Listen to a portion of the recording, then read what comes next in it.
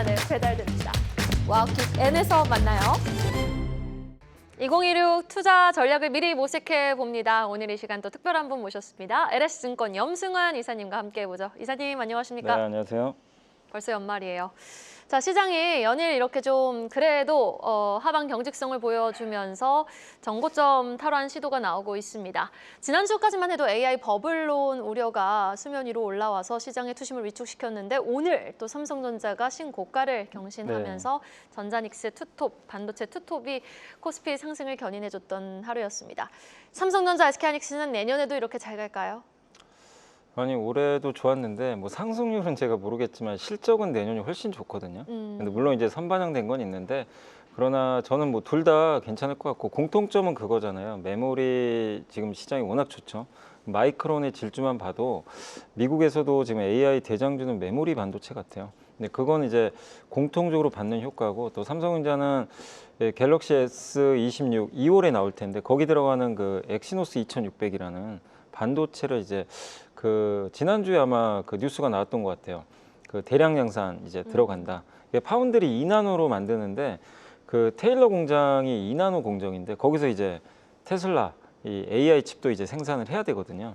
그래서 아마 그 부분이 좀 내년에 삼성전자 또 하나의 모멘텀이 될 것 같고 또 SK하이닉스는 그 미국의 ADR 상장하는 거 요 이슈가 좀 있기 때문에 그런 부분들이 일단 이제 각각이 좀 하나씩의 재료가 있는 거죠. 그게 좀 잘 가미가 된다면 우리가 생각하는 거 이상으로 뭐 주가 상승은 좀 내년에도 나오지 않겠냐 이렇게 예상은 일단 하고 있습니다. 네, 실적은 단연 잘 나올 것이니 주가도 이와 동조되면서 잘 올라와 주길 바라는 마음으로 한번 기다려보도록 하겠습니다. 그리고 이사님이 유튜브를 통해서 또 쓰신 편지를 저도 이제 확인을 하고 오늘 출연을 하시니까 확인을 하고 나왔는데 이 미국의 제네시스 미션이 2026년을 관통할 가장 큰 화두가 될 것이다 라는 말씀을 하셨어요. 그러니까 구글 같은 빅테크 24개 기업이 참가하는 프로젝트, 이 트럼프 대통령이 주도의 인공지능을 국가 경제 미래의 핵심 동력으로 삼겠다라는 정책이 바로 이 제네시스 미션인데 미국의 이런 정책적인 AI 육성책, 과연 국내 증시에서 직접적인 수혜를 볼 기업은 전자닉스일까요? 전자닉스도 있는데 사실은 이번 제네시스 미션은 어쨌든 이제 미국이 AI를 안보로 선포한 거거든요. 그래서 이제 버블일 가능성은 높고 근데 그 프로젝트를 총괄하는 그 부서가 에너지부예요. 그러니까 보통 상무부나 이런 데서 네네. 하잖아요. 뭐 과기부도 있을 거고. 네네. 근데 그게 아니라 에너지부 장관을 거기에 프로젝트 총괄 매니저로 앉혀버린 거예요. 그만큼 이 AI를 하기 위해선 전력이 중요하다. 전력. 예. 네. 근데 거기에 핵심은 제가 봤을 때는 원전 아니나. 예. 왜냐하면 트럼프 대통령이 지금 제일 적극적으로 미는 그러니까 적극적으로 투자를 하려는 지금 업종이 지금 원자력 발전소이기 때문에 네네. 그래서 거기 관련돼서 SMR 뭐 소형 모듈 원자로 이런 부분들이 수혜를 받을 것 같아서 내년에 우리나라 기업들도 오늘 보니까 하나오션이 급등했잖아요. 네. 그 이제 드디어 미국에서 군함 발주가 나올 것 같으니까 내년에 원전도 아마 미국에서 그런 이슈가 좀 나올 것 같아요. 그래서 저는 개인적으로 제네시스 미션에서 일단 가장 눈에 띄는 건 에너지, 그중에서도 원전이고 그렇다면 이제 국내에서도 원전 대표 기업들이 있잖아요. 네. 그런 섹터가 일단은 제네시스 미션에서는 제일 중요하지 않나 이렇게 생각을 일단 하고 있습니다. 그런데 개인적으로 궁금한 것이 또 미국에 상장되어 있는 원전주들, 뭐 오클로를 포함해서 좀 변동성이 너무 극심하잖아요. 그래서 물론 뉴스는 좋지만 이 뉴스 좋은 뉴스에 따라 주가가 어떻게 움직이는지 확인하고 들어가도 늦지 않지 않을까요? 근데 이제 주가라는 건 항상 먼저 선반영을 해버려가니까. 네. 근데 사실 오클로나 이런 기업들이 뭐가 문제냐면 그래도 우리나라 기업들은 실제로 두산 에너빌리티도 그렇고 현대건설도 돈을 벌잖아요. 네. 본업에서 돈 벌면서 이제 그 실제 원전 기대감이 붙는데 오클로는 사실 매출도 없어요. 맞아요. 앞으로 이 정도 다르죠, 벌 거다. 격이. 네. 예, 그러니까 이제 요새 미국 시장의 특징도요. 돈 버는 기업은 그냥 인정을 해주는데 나중에 버는 건 나중 문제고 지금 못 벌면 그냥 가혹하더라고요. 그래서 이제 미국의 오클로나 뉴스케일 파워가 좀 많이 부러졌죠. 네. 근데 오히려 그 기업들이 또 최근에 많이 빠졌으니까 지금은 또 가격 부담은 많이 해소가 됐거든요. 그래서 어차피 27년, 28년을 보고 투자하는 거잖아요. 그런 관점에서 본다면 너무 오를 때만 좀 조심을 하셨으면 좋겠고 이렇게 좀 충분한 조정 받았을 때는 미국의 원전은 어쨌든 트럼프 대통령이 집권하는 이상 계속 밀고 나갈 수밖에 없는 산업이니까 지금 구간에서는 저는 좀 괜찮지 않나라고 생각을 하고 있습니다. 네, 원전 테마 주목해 보되 또 그 안에서 실제로 좀 돈을 버는 기업들에 더 유독 선별을 네. 해서 지켜볼 필요가 있다라고 말씀해 주셨습니다. 자, 올해 지수는 70%가 상승을 했지만 개인 투자자분들 3분 중에 한 분은 손실을 본 것으로 또 확인이 됐습니다. 역시 흔들리지 말고 지수에 투자하는 것이 정답이 될지 내년에도, 왜냐하면 전자닉스에 대한 이제 우호적인 전망이 계속 나오고 있는 가운데 또 이제 내년을 맞이하는 거잖아요. 네. 어떻게 보세요, 지수 투자?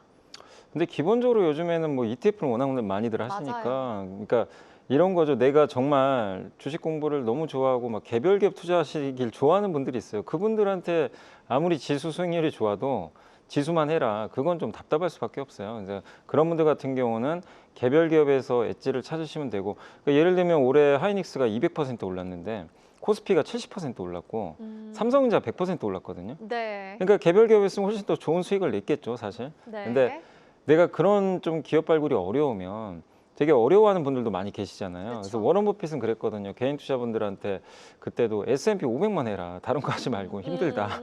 이 얘기를 했는데 뭐 그것도 맞는 말이죠. 그래서 저는 그게 뭐가 정답이냐는 그 각자 상황에 따라 다 다른 거거든요.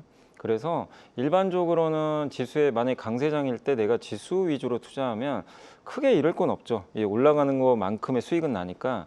대신에 어쨌든 내가 그 이상의 노력을 해서 개별 기업에서 뭔가 앞으로 뭐 산업들 뭐 원전도 있고 앞으로 AI 반도체도 있고 여러 가지가 있는데 그런 쪽에서 충분히 내가 종목 발굴할 능력이 되신다면 굳이 지수 투자할 필요는 또 없다고 봐요, 저는. 네, 그래서 그걸 그냥 지수가 좋았으니까 이제 앞으로 개인 투자분들 지수만 하는 게 바람직하지 않냐, 이거는 저는 그렇게 또 그 사람마다 스타일은 워낙 다 다르기 때문에 어디에 좀 그걸 고정해서 말씀드리기는 좀 어렵다, 이렇게 좀 말씀드리고 싶습니다. 그래서 어쨌든 뭐 여러분들이 한번 잘 좀 산업 연구 이런 거 하셔가지고 뭐 지수 투자도 좀 병행도 하시면 좋겠지만 개별 기업 잘만 분석하시면 지수 이상의 수익은 훨씬 나오는 그런 구간들이 많기 때문에 여러분들이 한번 그건 잘 고민을, 나한테 맞는 게 뭔가 좀 고민할 필요는 있는 것 같습니다. 개인의 투자 성향을 잘 파악을 해서 나한테 맞는 투자를 좀 단행하는 게 네. 좋겠다. 지수 투자도 좋지만 그 이상의 수익을 또 가져다 줄 산업과 종목도 충분히 발굴해 볼 수 네. 있으니까 공부를 하자라는 말씀으로 정리해 주셨습니다. 자, 그리고 최근 들어서 코스닥의 테마주들이 정말 광풍을 보이고 있어요. 뭐 최근에는 자산주, 뭐 한 기업이 특정 기업이 뭐 부동산 많이 갖고 있다, 저평가되어 있다라는 인식 속에 급등을 했고요.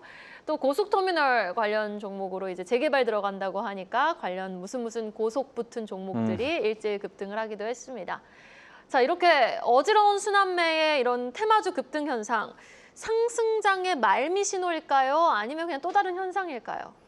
근데 상승장의 말미라기보다는 지금 뭐 보통 이제 이런 막 갑자기 자산주나 우선주가 급등하면 보통 그렇죠. 우리 네. 그 고정관념상 이거 진짜 끝물이다 이렇게 하지만 사실 꼭 그런다고 끝물이 오는 건 아니고요. 보통 이제 끝물은 이제 그런 거죠. 이제 긴축 같은 걸 하거나 물가 올라서 그럴 때 이제 보통 끝나는 거고, 다만 그런 이제 그 못 올랐던 기업들 중에서 뭐 자산주나 일부 좀 소외주들이 갑자기 급등하면 단기 상승장에서, 그러니까 상승장에서 일단 일시적으로 조정받는 흐름으로 좀 전환되는 경우들이 있어요. 실제 10월까지 진짜 지수장이었잖아요. 엄청 좋았는데 11월, 12월에 시장이 쉬어버리니까 갑자기 개별 기업들이 막 이렇게 널뛰기를 합니다. 예. 근데 그게 널뛰기 한다고 해서 이제 상승장이 끝난 게 아니라 단기적으로 좀 올라왔던 부분에서 지수가 좀 쉬다 보니까 유동성이 지금 굉장히 많잖아요. 거기서 이제 찾아다니는 거죠. 못 올랐던 섹터들을. 근데 그게 그냥 가는 게 아니라 뭔가 분명한 이벤트는 있어야 되거든요. 그래서 그게 서울 고속버스 터미널 이제 개발하는 게 일단 그게 이제 터져버린 거죠. 네. 그래서 그게 기폭제가 됐고. 근데 그때 삼성 하이닉스가 그냥 수급을 다 빨아들였으면 그렇게 못 올라갑니다. 근데 또 쉬는 타이밍이었죠, 그때가. 네. 그러다 보니까 그랬고, 또 최근에 스페이스X 관련주도 마찬가지고, 그러니까 어쨌든 대형주가 쉬는 구간에서 뭔가 이벤트가 나올 때는 그런 소외받은 개별주가 가는 건 뭐 늘상 있었던 일이다. 그게 꼭지일 수도 있지만 아닌 경우도 많았거든요. 그래서 이번에는 어쨌든 지금 주식시장이 최근에 흐름 보면 다시 삼성전자 좀 가니까 자산주나 이런 것들이 좀 빠지고 있는데, 이게 시장의 끝물이 지금 아니잖아요. 움직이는 거 보면. 그렇기 때문에 이번에 자산주의 랠리는 뭐 시장 끝물을 가리킨다기보다는 일시적으로 시장이 조정받는 데 따른 이벤트가 발생한 데 따른 좀 수급의 쏠림이었다, 그쪽으로. 저는 그렇게 좀 해석을 하고 있습니다. 네, 알겠습니다. 상승장의 말미가 아니라 일시적인 현상으로 좀 파악이 된다라고 네. 말씀을 해주셨습니다. 자, 마지막으로 2026년 우리 이제 투자자분들의 주식 투자에서 꼭 체크해야 할 포인트를 여쭤보기 전에 환율에 대해서 좀 여쭤보고 싶어요. 오늘 또 1,484원을 뚫었잖아요. 우리가 계속해서 상단을 열어둬야 되는 건지 아니면 이게 외환당국의 구도 개입에도 잡히지가 않으니까 어떻게 보시는지 염이사님의 개인적인 생각 궁금합니다. 그러니까 이제 정부의 이런 뭐 정책은 그러니까 이해가 가죠. 이게 왜냐면 환율이 너무 오르면 통화 정책을 펼치기가 너무 어렵죠. 물가도 튈 거고. 그러니까 이제 잡아야 되는 건 맞는데 지금 보시면 정부가 개입할 때마다 올라 버려요. 네. 그러니까 마치 시장이 그걸 뭐 비웃듯이 계속 오르더라고요. 또 뭐 미국 주식에 대한 뭐 약간 이벤트 하는 것도 뭐 규제를 하겠다 막 이런 네네. 뉴스도 들리는데 사실 그렇게 규제하는 건 좀 바람직한 현상은 아니라고 보거든요. 그냥 시장에 맡기는 게 맞지 않나.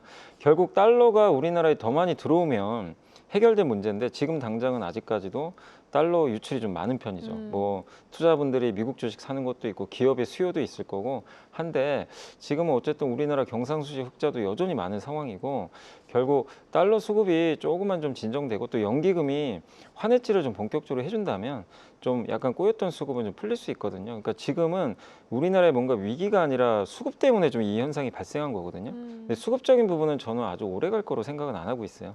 그래서 아직은 좀 시간이 걸리겠지만 이거를 뭐 억지로 정부가 틀어지기보다는 조금 좀 상황을 좀 지켜보면서 적절하게 대응하는 게 낫지 않나. 개입한다는 얘기만 나오면 오히려 막 올라버리니까 오히려 좀 지금 분위기는 좀 약간 부작용이 나버리는 좀 그런 상황인 것 같아요, 지금은. 시간이 해결해질 수 있는 네. 문제다. 꼬인 수급도 하루빨리 좀 풀렸으면 좋겠습니다. 그렇다면 내년에 주식 투자에 있어서 꼭 체크해야 할 포인트 3개를 제시해 주신다면요. 그러니까 내년에 일단 제일 중요한 게 역시 반도체입니다. 반도체가 끝나면 안 되거든요. 네. 뭐 상승장은 없는 거죠, 사실은. 그래서 내년에 수요도 좋고 어쨌든 공급은 줄어들 텐데 데이터 센터 지출이 줄어드는 모습이 나오면 안 될 것 같아요. 이제 그거를 꼭 반드시 한번 확인하시면 좀 좋을 것 같고 역시 그리고 두 번째는 물가에 대한 좀 우려가 좀 있긴 하죠. 지금 돈이 너무 많이 풀리니까 네. 뭐 내년에 물가 꺾인다는 얘기는 있지만 사실 인플레라는 게 또 갑자기 발생할 수 있거든요. 인플레가 생기면 금리 인하를 할 수가 없어요. 그래서 또 긴축 이슈가 생기니까 그거 조심하시고 마지막 내년에 좀 제일 걱정되는 게 이 스페이스X 상장이 좀 걱정돼요. 왜냐하면 안 될 수도 있으니. 안 되는 것보다 네. 너무 커요, 덩치가. 아. 그리고 3년 전에 기억하시죠? LG엔솔 상장해서 우리나라 증시가 어떻게 됐죠? 수급 블랙홀 현상. 네, 완전히 부러져 버렸죠. 음. 근데 지금 스페이스X뿐만 아니라 오픈 AI, 맞아요. 엔트로픽 이런 기업들이 줄줄이 대기하는데 이들 시가총액 다 합치면 2천조 넘을 거예요. 2천조, 3천조 얘기 합치면 네. 그게 딱 하나 상장하면 어떤 일이 발생할까요? 수급이 빨아들어요. 그렇네요. 그래서 이게 증시가 부러진다는 게 아니라 굉장히 또 흔들릴 수 있는 거죠, 하반기에. 그래서 IPO가 좀 너무 빨라지는 것도 약간 부담은 될 수 있다. 그래서 내년 하반기는 그 부분 염두에 두시면 좋을 것 같습니다. 네, 알겠습니다. 이렇게 3가지 포인트로 2026년 투자 전략 체크 포인트까지 들어봤습니다. 여기까지 들어보죠. 지금까지 키움증권 LS증권 염승환 이사와 함께했습니다. 말씀 네, 고맙습니다. 감사합니다. 계속해서 다양한 경제 이슈를 알고 싶다면 구독과 좋아요, 알림 설정 부탁드립니다. AI 캐스터 권미정이었습니다.